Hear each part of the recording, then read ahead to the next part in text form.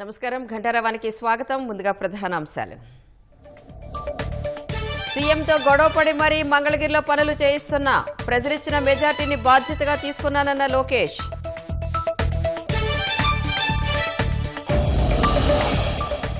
కుటుంబ సభ్యులతో హైదరాబాద్ చేరుకున్న పవన్, కుమారుడికి మరింత మెరుగైన వైద్యం అందించేందుకు ఏర్పాట్లు.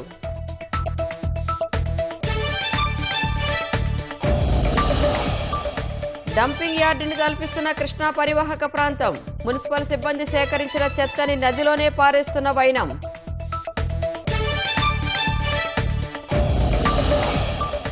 ముర్షిదాబాద్ హింసాత్మక ఘటనల్లో మరో 12 మంది అరెస్ట్.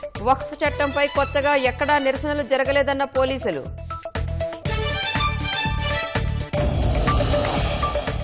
ఉక్రెయిన్ ముందు మరిన్ని డిమాండ్లు ఉంచిన అమెరికా, రష్యా వైపు వెళ్లే గ్యాస్ పైప్ లైన్ అప్పగించాలని పట్టు.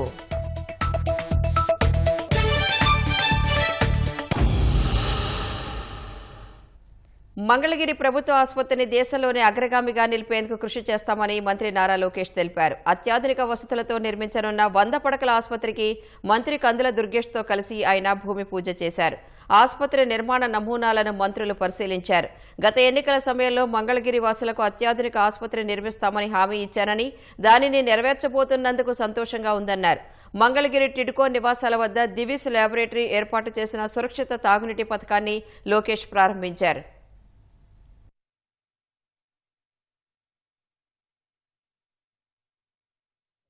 ఆసుపత్రికి ధీటుగా ఈ 100 పడకల ప్రభుత్వ ఆసుపత్రి ఉంటుంది. ఒక జోనింగ్ కానివ్వండి, స్టాఫింగ్ కానివ్వండి, మెరుగైన సదుపాయాలు కానివ్వండి అందించే లక్ష్యంతో మేమందరం ఉన్నాం. అమరావతి పనులు కూడా ప్రారంభమైనాయి. సో ఈ ఆసుపత్రికి బాగా రద్దీ కూడా ఉంటుంది. నేడ వస్తూ ఉంటారు, ట్రీట్మెంట్ పొందుతూ ఉంటారు. ఇక్కడ ఆర్థో కానివ్వండి, డయాలసిస్ సెంటర్ కానివ్వండి, మన నియోనేటల్ కేర్ కానివ్వండి, ఇవన్నీ కూడా ఇక్కడ అందిస్తాం జరుగుతుంది.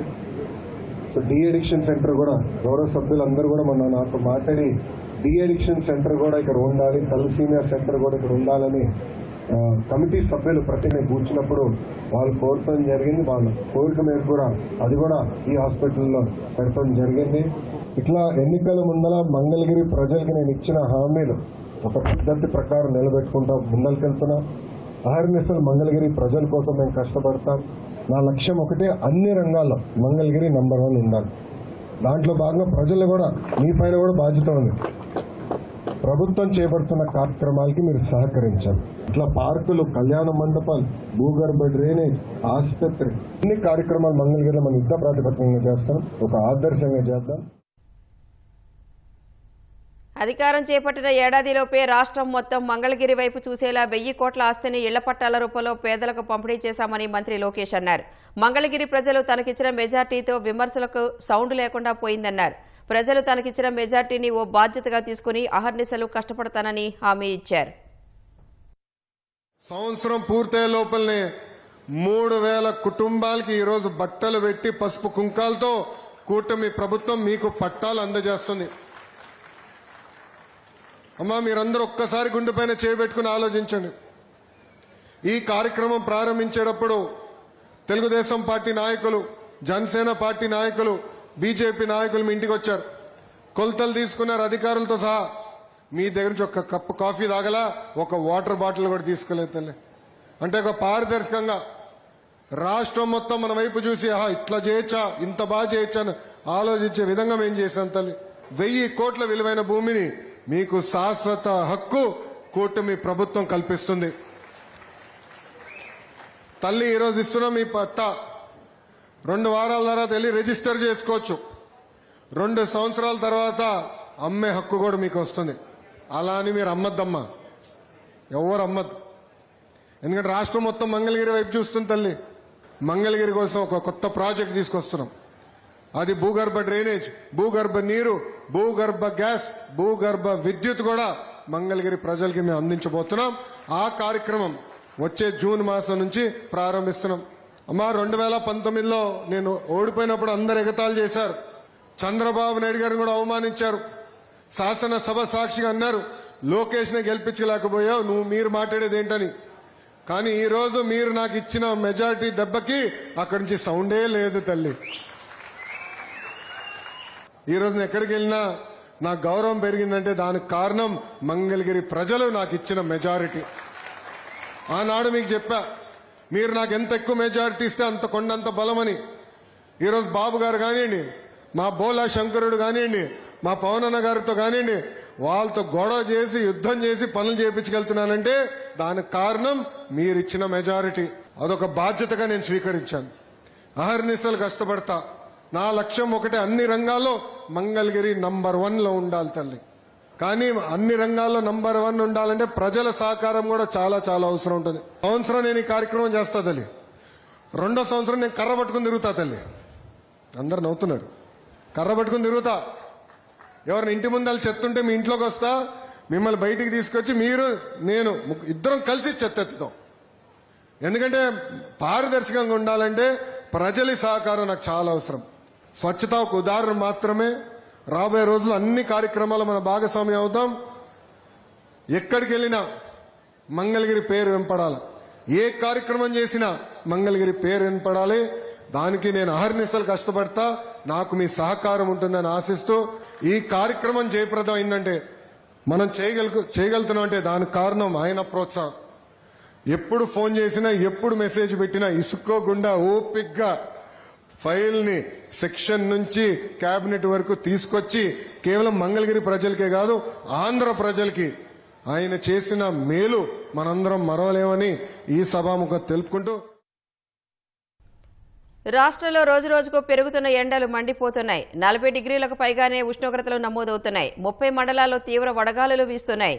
నేడు 67 మండలాల్లో వడగాలుల విపత్తుల నిర్వహణ సంస్థ వెల్లడించింది. ఎండ తీవ్రత ఎక్కువగా ఉండే అవకాశం ఉండటంతో జాగ్రత్త వహించాలని ప్రజలకు సూచించింది. కాగా నిన్న రాష్ట్ర వ్యాప్తంగా 119 చోట్ల 41 డిగ్రీల కంటే అధికంగా ఉష్ణోగ్రతలు నమోదయ్యాయి.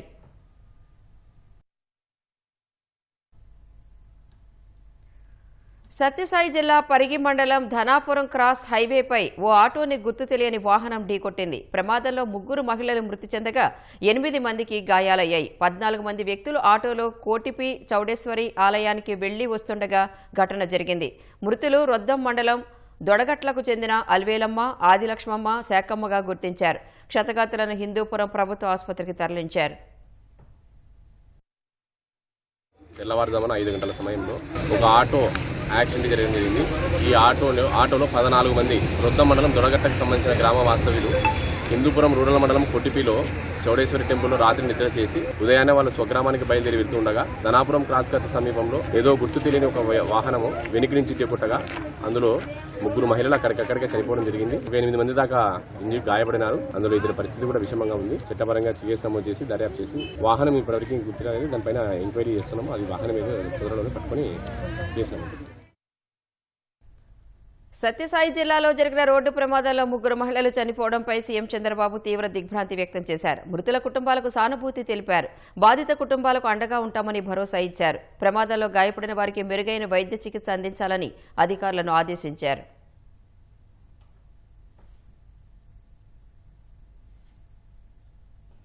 కృష్ణానది పరివాహక ప్రాంతం డంపింగ్ యార్డుగా తయారవుతోంది. చెత్తా చెదారంతో పాటు ప్రమాదకర వస్తువులను నేరుగా నదిలో పడేస్తుండటంతో నదీ గర్భం కాలుష్య కాసారంగా తయారవుతోంది. దీనికి తోడు ప్లాస్టిక్ వ్యర్థాలు, ప్రమాదకర వస్తువులను నదిలోనే కాలుస్తుండటంతో చుట్టుపక్కల ప్రజలు తీవ్ర ఇబ్బందులు ఎదుర్కొంటున్నారు. మున్సిపల్ సిబ్బంది సేకరించిన చెత్తను సైతం నదిలోనే పడేస్తున్నారని స్థానికులు మండిపడుతున్నారు. వారధి దగ్గర నుంచి యనమల కుదురు వరకు సుమారు 4 కిలోమీటర్ల పొడవున ఇదే పరిస్థితి కనిపిస్తోంది. దీనిపై మరింత సమాచారం మా ప్రతినిధి కనకారావు అందిస్తారు. ప్రస్తుతం మనం కృష్ణానది గర్భంలో ఉన్నాము. ఇక్కడ మనం చూడొచ్చు, ఇక్కడ నది మొత్తం కూడా పూర్తిగా కలుషితమైపోయిన పరిస్థితి ఉంది. ఇంటి ఇళ్ల నుంచి చెత్త చెదారాన్ని సేకరించింది ఇక్కడ వేయడంతో పాటు ప్రమాదకరమైన గాజు సీసాలు, మెడికల్కి సంబంధించిన సూదులు ఇవన్నీ కూడా ఇక్కడ మనకు దర్శనమిస్తున్నాయి. వీటితో పాటు ఈ నిర్మాణాలు తొలగించి ఆ నిర్మాణాలను కూడా కృష్ణానది గర్భంలో పడేస్తున్న పరిస్థితి. విజయవాడ నగరపాలక సంస్థ దీనిపైన కఠినంగా వ్యవహరించాల్సి ఉంది. స్థానిక ప్రజలైతే దీనిపైన తీవ్ర అభ్యంతరం వ్యక్తం చేస్తున్నారు. దుర్వాసన రావడంతో పాటు భూగర్భ జలాలు కూడా పూర్తి స్థాయిలో కలుషితం అవుతున్నాయని చెప్పేసి ఆవేదన వ్యక్తం చేస్తున్నారు. మరిన్ని విషయాలు వారి మాటల్లోనే తెలుసుకుందాం. అసలు కృష్ణానది పరివాహక ప్రాంతం కానీ కృష్ణానది ఎలా ఉండాలనేది కూడా మరి ఒక్కసారి అధికారులు ఆలోచించాల్సిన అవసరం ఉంది. కృష్ణానది పరివాహక ప్రాంతంలో కొద్దిగా గొప్ప చల్లగాలి పీల్చుకుందాం, పరిసరాలు బాగుంటాయనే పద్ధతుల్లో ఆలోచించి వాకర్స్ ఎవరైనా వస్తే ఇక్కడంతా చెత్తమయం, దుర్గంధమయం, దాంతోపాటు వాసన వస్తూ ఉంది. దీన్ని బాగు చేయాల్సిన అవసరం ఎంతైనా ఉంది. అధికారులు వెంటనే స్పందించి ఈ చెత్తను తొలగించి అదేవిధంగా రిటైనింగ్ వాల్ను కూడా పూర్తిగా కన్స్ట్రక్షన్ చేసి ఈ కృష్ణానది పరివాహక ప్రాంతం పరిశుభ్రంగా, త్రాగునీరుగా, అదేవిధంగా ఈ పరిసర ప్రాంతాలను శుభ్రంగా ఉంచాల్సిన బాధ్యత అధికారుల చేతిలో ఉందనేది కూడా మేము సమన్వయంగా తెలియజేస్తా ఉన్నాం. ఒక రకమైన దుర్గంధమైన ప్రదేశంలాగా తయారైపోయిందండి. ఒక పక్కన ట్రీట్మెంట్ ప్లాంట్ యొక్క ఎఫెక్టు, ఒక పక్కన కృష్ణా పరిసర ప్రాంతాల్లో ఎక్కడ లేని చెత్త అంతా తీసుకొచ్చి నైట్ టైంలో ఇక్కడ కృష్ణా పరిసర ప్రాంతాల్లో దెమరి చేస్తున్నారు. అది చెత్తనండి. మొన్న ఈ మధ్యన కోళ్ళని చచ్చిపోతే ఆ కోళ్ళని తీసుకొచ్చి ఈ ప్రాంతంలో వేశారు. రామలింగేశ్వర నగరం ఈ పరిసర ప్రాంతాలు ఎట్లా ఉందంటే డస్ట్ బిన్ కన్నా హీనంగా ఉంది. ఏంటంటే ఇక్కడ ప్రజలంతా కూడా ప్రశ్నిస్తుంటే వాళ్ళు ఏదో ఒక మాయ మాట చెప్పి మభ్య పెడుతున్నారు. కానీ ఇదంతా కూడా చాలా ఘోరమైన పరిస్థితిగా ఉంది. రకరకాల వ్యాధులు వచ్చి చెప్పుకోలేని పరిస్థితుల్లో హాస్పిటల్లో జాయిన్ అవుతున్నారు. ఇక్కడ ఈ చెత్త వల్ల కింద అండర్ గ్రౌండ్ వాటర్ కూడా పొల్యూషన్ అయిపోతుంది. అటు ట్రీట్మెంట్ ప్లాంట్ వాటర్ అంతా చూడండి ఎంత ఘోరంగా ఉందండి, అంత ఘోరంగా ఉంది. ఇందులో పశువులు దిగటం, ఆ గొడ్డు, ఆ పాలు మళ్ళా ప్రజలు తాగటం, అనేకమైన పరిస్థితులు ఆరోగ్యాలలో ప్రజలు చాలా ఇబ్బందులు పడుతున్నారు. ఈ చెత్త వేయకోకుండా ఇట్లా ఇక్కడ ఉండ వ్యర్థ పదార్థాలు ఇక్కడ తీసుకొచ్చి వేయకోకుండా చూసి ఈ ప్రాంతాన్ని అంతా కూడా శుభ్రం చేయాలని మేము కోరుతున్నాం. కృష్ణానది మధ్యన చెత్తా చెదారం అవ్వచ్చు, ఇల్లు ఏవైతే కొత్త నిర్మాణానికి వెళ్ళే సందర్భంలో కూలగొట్టినటువంటి ఆ బిల్డింగ్ మెటీరియల్ ఏదైతే ఉందో దాన్ని తవ్విన మట్టిని అవ్వచ్చు, లేదంటే చెత్తా చెదారం అవ్వచ్చు, వీటన్నిటిని కూడా తీసుకొచ్చి నది మధ్యలో వేసేటువంటి పరిస్థితి ఈ రోజున ఈ రిటైనింగ్ వాళ్ళు ఏదైతే ట్రాక్టర్ల కోసం పొలాల్లోకి వెళ్ళడం కోసం ఆపారో దాన్నే మార్గంగా చేసుకుని ఈ రోజున నది మధ్యలో చెత్త వేసేటువంటి పరిస్థితి వస్తూ ఉంది. ఇప్పటికే అనేక చోట్ల నీరు కలుషితం అవుతా ఉందని చెప్తా ఉంటే ఈరోజు ఇప్పుడు ప్రత్యక్షంగా కృష్ణా నదిని కూడా కలుషితం చేసేటువంటి ప్రయత్నం ఈ రోజున ఇక్కడ చూస్తూ ఉన్నాము. ఇక్కడ ఎస్టీపీ ప్లాంట్ ఉంది. ఆ ఎస్టీపీ ప్లాంట్లో నగరంలో ఉన్నటువంటి డ్రైనేజీ వాటర్ అంతా శుద్ధి చేసేటువంటి ఒక కర్మాగారం ఉంది. ఆ నీటిని కూడా దీంట్లో కలిపేటువంటి ప్రయత్నం చేస్తూ ఉన్నాం. దాంతోపాటు డ్రైనేజీ వాటర్ కూడా అనేక చోట్ల కృష్ణానదిలో కలిసేటువంటి పరిస్థితి కూడా కొన్ని చోట్ల చూస్తూ ఉన్నాం. కాబట్టి వీటిపైన ఖచ్చితంగా నగరపాలక సంస్థ కఠినమైనటువంటి చర్యలు తీసుకోవాల్సినటువంటి అవసరం ఉంది. దీనిపైన ప్రతిరోజు కూడా ఇక్కడ జరుగుతున్నటువంటి విషయాలపైన నిఘా ఏర్పాటు చేయాల్సినటువంటి అవసరం ఉంది. భవిష్యత్ తరాలకి కలుషితం లేని నీరు అందించాల్సినటువంటి బాధ్యత ప్రభుత్వాలపైన, కార్పొరేషన్ పైన ఉంది. వరద నుంచి విజయవాడ ప్రజల రక్షణ కోసం నిర్మించిన ఈ గోడ, ఏదైతే రక్షణ గోడ ఉందో ఇది కూడా కొన్ని దగ్గరలో ఎత్తు తగ్గించారు. దీంతో ఇక్కడ రాకపోకలు సాగించడానికి అనువుగా ఉండేటట్లుగా ఏర్పాటు చేశారు. దీంతో ఈ చెత్త వేయడానికి వీళ్ళంతా కూడా కిందకెళ్ళి వేస్తున్న పరిస్థితి ఉంది. అయితే ఈ రిటర్నింగ్ వాల్ ఏదైతే ఉంది, రిటర్నింగ్ వాల్ ఎత్తు కూడా పెంచినట్లుగా అయితే అటువైపు వెళ్ళేదానికి అవకాశం లేకుండా ఉంటుంది. అవసరమైతే ప్రజలు దిగడానికి మెట్లు లాంటివి ఏర్పాటు చేస్తే ఎటువంటి ఇబ్బంది లేకుండా ఉంటుందని చెప్పి స్థానిక ప్రజలు చెబుతున్నారు. ఇప్పటికైనా విజయవాడ నగరపాలక సంస్థ అధికారులు స్పందించి ఈ చెత్త వేయకుండా చర్యలు చేపట్టాలని చెప్పేసి స్థానిక ప్రజలు కోరుతున్నారు. కేరమణి భాస్కర్తో కనకారావు, ఈటీవీ న్యూస్, విజయవాడ నుంచి.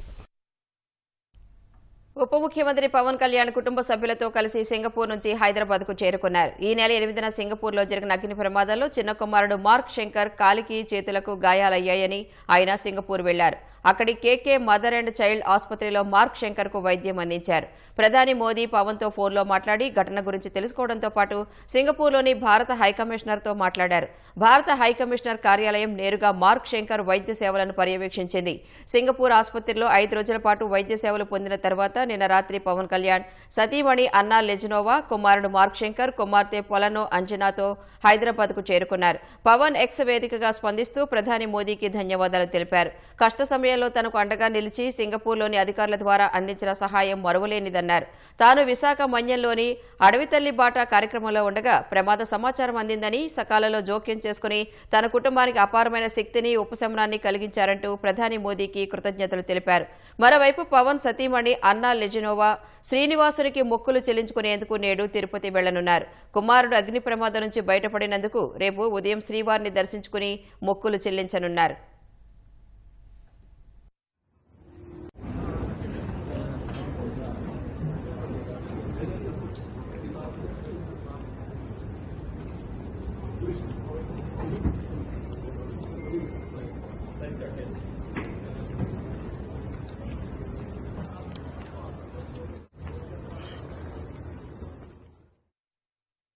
స్వాతంత్ర్య ఉద్యమ కాలంలో జలియన్ వాలాబాగ్లో బ్రిటిష్ పాలకుల కర్కసానికి బలైపోయిన వారికి ప్రధాని నరేంద్ర మోదీ నివాళులర్పించారు.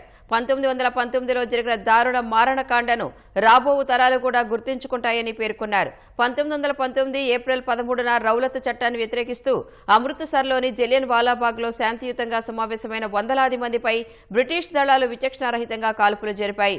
దేశ చరిత్రలో ఇదో చీకటి అధ్యాయమని మోదీ చెప్పారు.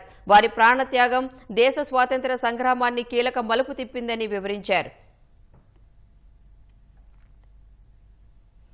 జమ్మూ కాశ్మీర్లోని కిష్ట్వార్ జిల్లాలో 2 రోజుల పాటు జరిగిన ఎదురుకాల్పుల్లో 3 మట్టుబెట్టిన సైన్యం ఘటనా స్థలం నుంచి ఏకే రైఫిల్, M4 రైఫిల్ సహా పలు ఆయుధాలను, బుల్లెట్లను స్వాధీనం చేసుకుంది. భద్రతా దళాలు మట్టుబెట్టిన ఉగ్రవాదులు పాకిస్తాన్కు చెందిన జైషే మొహమ్మద్ ఉగ్రవాద సంస్థకు చెందినవారని అధికారులు తెలిపారు. కిష్ట్వార్లోని చత్రు ప్రాంతాల్లో ప్రతికూల వాతావరణం ఉన్నప్పటికీ భద్రతా దళాలు విజయవంతంగా ముష్కర్లను మట్టుబెట్టినట్లు సైన్యం తెలిపింది. శనివారం వారి నుంచి స్వాధీనం చేసుకున్న ఆయుధాలను ఆదివారం సైన్యం ప్రదర్శించింది.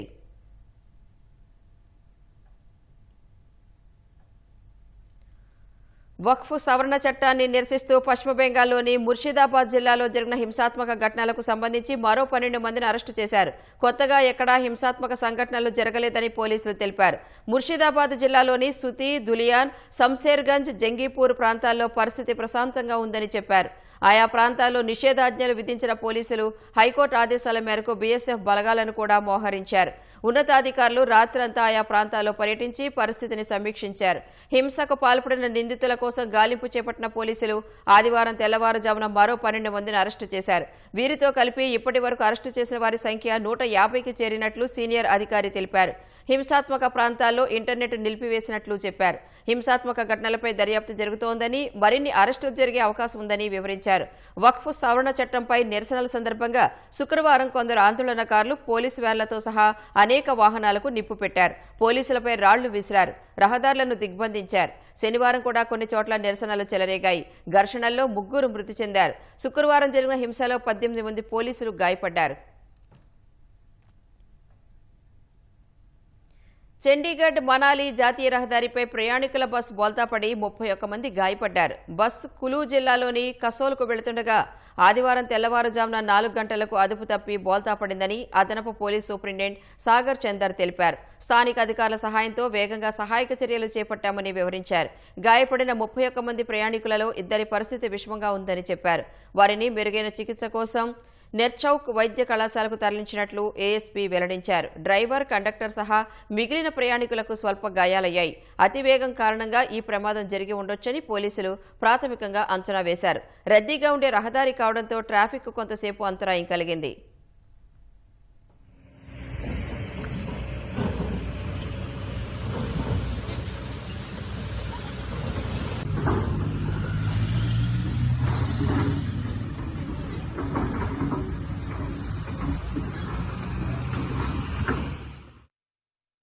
రష్యా, ఉక్రెయిన్ మధ్య యుద్ధం నిలిపివేసేందుకు ప్రయత్నాలు సాగిస్తున్న అమెరికా జెలెన్స్కీ ప్రభుత్వాన్ని మరిన్ని డిమాండ్లు చేస్తున్నట్లు తెలుస్తోంది. ఉక్రెయిన్లో ఉన్న అరుదైన ఖనిజాలతో పాటు ఉక్రెయిన్ భూభాగం నుంచి వెళ్లే రష్యా గ్యాస్ పైప్ లైన్ను తమకు అప్పగించాలని తాజాగా డిమాండ్ చేసినట్లు సమాచారం. వీలైనంత ఎక్కువ లబ్ధి పొందాలనే లక్ష్యంతో ట్రంప్ కార్యవర్గం డిమాండ్లు చేస్తున్నట్లు సమాచారం. అమెరికాకు చెందిన the international development financial corporation చేతికి సోవియట్ కాలం నాటి గ్యాస్ పైప్ లైన్ అప్పగించాలని కోరినట్లు తెలుస్తోంది. పశ్చిమ రష్యాలోని సుడ్జా అనే ప్రదేశం నుంచి ఉక్రెయిన్ మీదుగా స్లోవేకియా సరిహద్దులకు వరకు ఉన్న పైప్ లైన్ ద్వారా ఐరోపా దేశాలకు గ్యాస్ సరఫరా అవుతుంది. రష్యాకు చెందిన గ్యాస్ ప్రోమ్తో ఉక్రెయిన్కు ఉన్న 5 ఏళ్ల ఒప్పందం ముగియడంతో ఈ పైప్ లైన్ జనవరి 1 నుంచి వాడటం లేదు. ఖనిజాలు, చమురుపై ఒప్పందం విషయంలో పట్టుదలగా ఉన్న ట్రంప్ ఈ పైప్ లైన్ను తమ నియంత్రణలోకి తెచ్చుకోవాలని భావిస్తున్నట్లు తెలుస్తోంది. దక్షిణ ఫ్లోరిడాలోని బొకారాటంలో చిన్న విమానం కూలిన ఘటనలో 3 ప్రాణాలు కోల్పోయారు. రైల్వే ట్రాక్పై విమానం కూలగా అందులో ప్రయాణిస్తున్న 3 చనిపోయినట్లు అధికారులు చెప్పారు.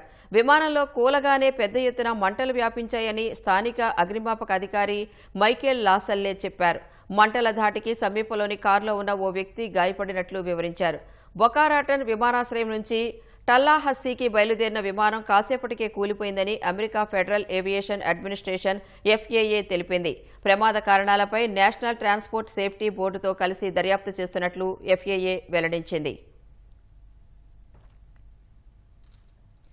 చైత్రమాసం ముగింపు సందర్భంగా జార్ఖండ్లోని రాంచీ, తమర్ ప్రాంతాల్లో శివభక్తులు చేసుకున్న వేడుక అందరినీ ఆశ్చర్యపరుస్తోంది. కోకా పేరుతో భక్తులు పండుగను జరుపుకున్నారు. భూతల మాస్కులు ధరించి ర్యాలీ చేయడమే ఈ పండుగలో అతిపెద్ద విశేషం. శివుణ్ణి భూతనాథుడిగాను పిలుస్తారు. కోకా పండుగను మహాశివుడి పెళ్లి తంతుగా జరుపుకుంటామని స్థానికులు చెప్పారు. ఏటా చైత్రమాసం ముగింపు రోజు వేడుకను నిర్వహిస్తామని వివరించారు. ఇది తమ సంప్రదాయమని వారు చెబుతున్నారు. భూతాల వేషంలో పండుగను జరుపుకుంటే కుటుంబానికి మంచి జరుగుతుందని తమ నమ్మకమని వారు వివరించారు. తరతరాలుగా కోకా పండుగను ఘనంగా జరుపుకుంటున్నట్లు తెలిపారు.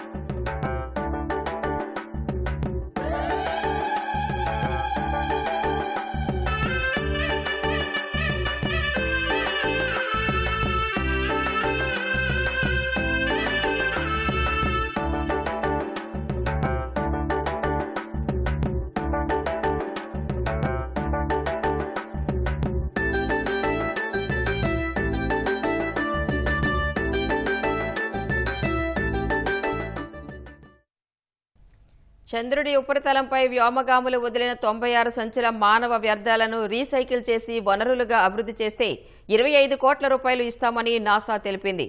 ఈ మేరకు లూనా రీసైకిల్ పేరిట ఒక ఛాలెంజ్ను ప్రకటించింది.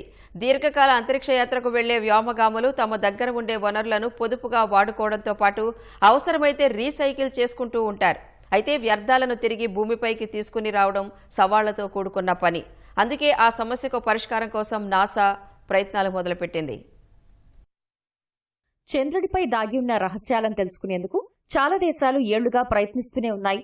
దాదాపు 50 ఏళ్లుగా అమెరికా అంతరిక్ష సంస్థ నాసా జాబిల్లిపైకి తమ వ్యోమగాములను పంపుతోంది. అయితే అపోలో మిషన్లో భాగంగా చంద్రుడిపైకి వెళ్లిన నాసా వ్యోమగాముల 96 సంచుల మానవ వ్యర్థాలను అక్కడే వదిలేసి వచ్చారు. 1969-72 మధ్య అపోలో మిషన్లో భాగంగా నాసా 6 సార్లు వ్యోమగాములను జాబిల్లికి పంపించింది. ఆ సమయంలో వ్యోమగాములు అక్కడి నుంచి రాళ్లు, ఇతర నమూనాలను సేకరించి తిరిగి భూమిపైకి తీసుకొచ్చారు. లూనార్ మాడ్యూల్స్ లో స్థల పరిమితిని దృష్టిలో ఉంచుకుని 96 సంచుల మానవ వ్యర్థాలను అక్కడే వదిలేశారు. వాటిని అక్కడి నుంచి తొలగించాల్సిన అవసరాన్ని దృష్టిలో పెట్టుకున్న నాసా లూనా రీసైకిల్ పేరిట ఒక ఛాలెంజ్ను ప్రకటించింది. వ్యర్థాలను నీరు, ఇంధనం, ఎరువుగా మార్చేందుకు ఐడియాలివ్వాలంటూ ఆహ్వానం పలికింది. ఈ ఛాలెంజ్ లో గెలిచిన వారికి దాదాపు 25 కోట్ల రూపాయలు అందజేస్తామని తెలిపింది. చంద్రుడిపైనే కాకుండా అంతరిక్షంలోకి వెళ్లే వ్యోమగాములు తాము ఉపయోగించిన వస్తువుల్ని రీసైక్లింగ్ ద్వారా మళ్లీ వినియోగిస్తుంటారు. అక్కడుండే మానవ సంబంధిత వ్యర్థాలను నిర్మూలించాలన్నా, తిరిగి భూమిపైకి తీసుకురావాలన్నా అనేక సవాళ్లతో కూడుకున్నదని నిపుణులు చెబుతున్నారు. ఈ క్రమంలోనే పరిష్కార మార్గాలు తెలపాలంటూ నాసా ఒక ఛాలెంజ్ ప్రకటించింది. భవిష్యత్తులో చంద్రుడిపై శాశ్వత నివాసాలను ఏర్పాటు చేయాలని లక్ష్యంగా పెట్టుకున్న నాసా ఘన, ద్రవ వ్యర్థాల నిర్వహణకు పరిష్కారాలను కనుగొనాలని చూస్తోంది. ఈ సమస్యకు పరిష్కారం దొరికితే అమెరికాతో పాటు జాబిలిపై పరిశోధనలు సాగిస్తున్న భారత్ వంటి దేశాలకు ఉపయుక్తంగా ఉంటుంది. 100-200 కాదు, ఒకేసారి 5,000 జంటలకు కొత్త జీవితంలోకి అడుగుపెట్టాయి. దక్షిణ కొరియాలోని యూనిఫికేషన్ చర్చిలో ఈ భారీ సామూహిక వివాహ ఘట్టం అట్టహాసంగా జరిగింది. ఈ వేడుకకు భారీ సంఖ్యలో బంధువులు హాజరై వధూవరులను దీవించారు.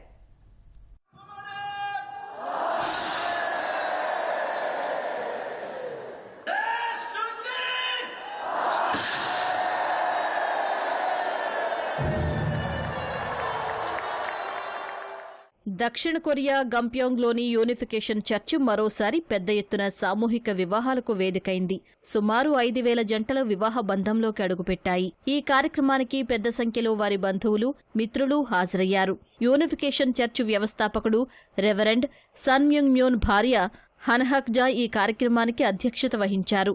సన్ మ్యూంగ్ మ్యూన్ 2012లో మరణించినప్పటి నుంచి నిర్వహిస్తున్న సామూహిక వివాహాలు ఆమె ఆధ్వర్యంలోనే జరుగుతున్నాయి.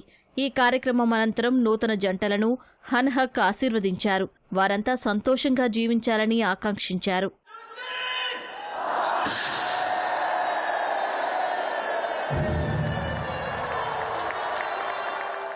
యూనిఫికేషన్ చర్చిని 1954లో సన్ మ్యూంగ్ మ్యూన్ స్థాపించారు. అప్పట్నుంచి ప్రపంచవ్యాప్తంగా ఉన్న చర్చ్ ఫాలోవర్ల వివాహాలు ఇక్కడే నిర్వహిస్తున్నారు. ఈ చర్చిలో వివాహం చేసుకున్న పలు జంటలు హర్షం వ్యక్తం చేశాయి. ఎన్నో ఏళ్లు నిరీక్షించిన తమ కల నేటికి నెరవేరిందని చెప్పాయి. జీవితమనే సాహసయాత్రకు వెళుతున్నట్టు కొందరు పేర్కొన్నారు. ఒకవైపు ఉత్సాహం, మరోవైపు భయం ఉందంటూ మరికొందరు తమలోని భావోద్వేగాన్ని వివరించారు.